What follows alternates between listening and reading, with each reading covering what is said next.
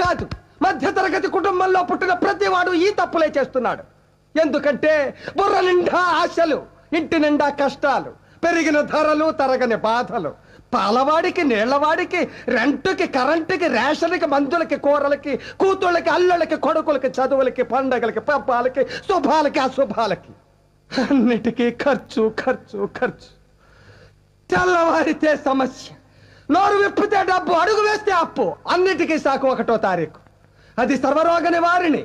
1వ తారీఖు అని 30 రోజులు ఎదురు చూస్తాను సార్. చివరికి అది ఇలా వచ్చి అలా వెళ్ళిపోతుంది. వరద బాధితులను ఆదుకోవడానికి హెలికాప్టర్ వచ్చి వెళ్ళిపోయినట్టు. 1వ తరగతి వాడికి 2వ తరగతి, 2వ తరగతి వాడికి 3వ తరగతి, ఇలా అన్ని తరగతుల వాళ్ళకి ఎదుగుదల ఉంటుంది. ఒక్క మధ్య తరగతి వాడికి మాత్రం ఎదుగుదల ఉండదు సార్. ఒక్కడు రెక్కలు ముక్కలు చేసుకుని సంపాదిస్తుంటే 10 మంది అడ్డగాడిలా కూర్చుని తినే దౌర్భాగ్య సాంప్రదాయం మారినంత వరకు